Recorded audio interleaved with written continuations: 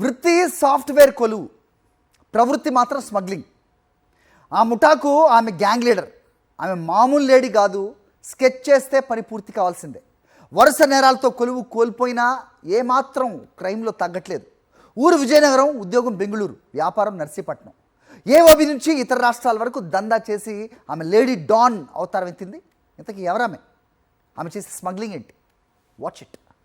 ఇదిగో ఈమె మనం చెప్పుకుంటున్న ఆ లేడీ డాన్, గంజాయి స్మగ్లర్. గంజాయి దందాలో మగవాళ్లకు తానేం తక్కువ కానంటోంది. ఒకప్పుడు సాఫ్ట్వేర్ ఇంజనీర్ గా పనిచేసేది. ఐటీ కొలువు కంటే గంజాయిలో ఉన్న కిక్కే వేరని అనుకుందో ఏమో, పాడు దందాలోకి ఎంటర్ అయింది. ఇప్పుడు ఏకంగా గంజాయి స్మగ్లర్ల ముఠాను లీడ్ చేస్తోంది. ఎన్నిసార్లు జైలుకు వెళ్లినా ఈమె తీరు మారడం లేదు. అసలు ఈమెలో ఏమాత్రం భయం కనిపించలేదు. పక్కాగా స్కెచ్ వేసుకుని పని పూర్తి చేసుకోవడమే ఈమె స్టైల్. పేరు రేణుక.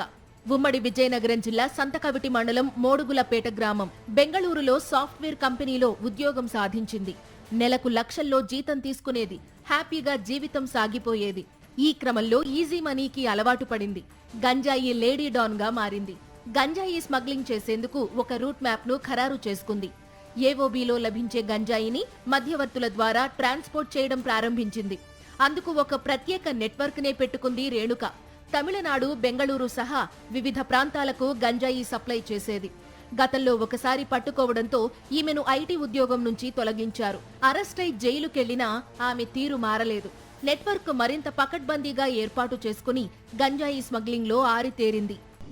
రేణుక అని చెప్పి, గాదె రేణుక అని చెప్పి అమ్మాయి 28 years. ఈ అమ్మాయి యాక్చువల్గా నేటివ్ ఆఫ్ సంతకవిటి మండలం అండి. సంతకవిటి మండలము ఇప్పుడు ప్రజెంట్ అంటే అది విజయనగరం డిస్ట్రిక్ట్లోకి వస్తుంది. అక్కడ ఈ అమ్మాయి బీటెక్ చేసింది. అట్లాగే సాఫ్ట్వేర్లో కూడా బెంగళూరులో ఉద్యోగం చేస్తుండేది. ఉద్యోగం చేస్తూ ఇప్పుడు వీళ్ళకి ఎప్పుడైతే ఈ సూర్యకాళిదాస్తో పరిచయం అయిందో ఈ గాంజా వ్యాపారం స్టార్ట్ చేసి మన నర్సీపట్నంలోనే శారదానగర్లో ఒక హౌస్ ఒకటి అద్దెకి తీసుకొని ఇక్కడి నుంచి గంజా షిఫ్ట్ చేస్తున్నారు. ఏడాది కాలంగా నర్సీపట్నంను షెల్టర్ జోన్ గా వాడుకుంటూ శారదానగర్ లో ఒక ఇంట్లో అద్దెకు ఉంటోంది. ఏఓబీ నుంచి తక్కువ ధరకు గంజాయిని కొనుగోలు చేసి వాటిని చిన్న చిన్న ప్యాకెట్లుగా చేసి ఒక కేజీ 25,000 రూపాయల చొప్పున తమిళనాడుకు సరఫరా చేస్తోంది.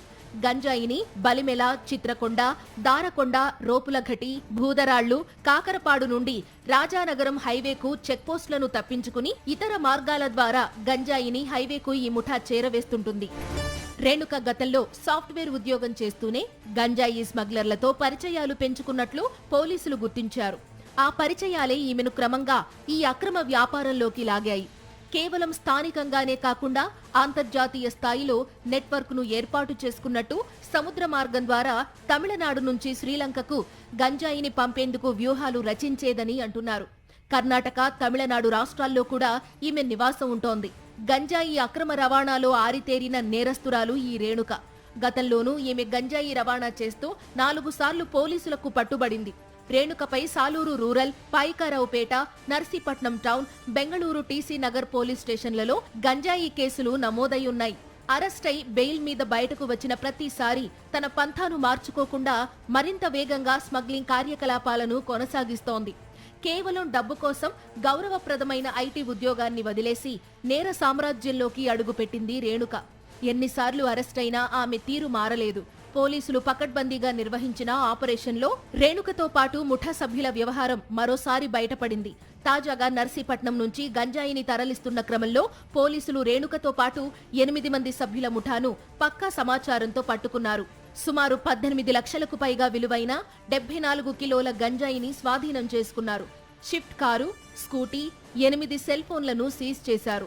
ఏఓబీతో పాటు నర్సీపట్నం వంటి ప్రాంతాల నుంచి గంజాయి ఇతర రాష్ట్రాలకు, విదేశాలకు ఎలా సరఫరా అవుతోందనే కోణంలో పోలీసులు లోతైన దర్యాప్తు చేస్తున్నారు.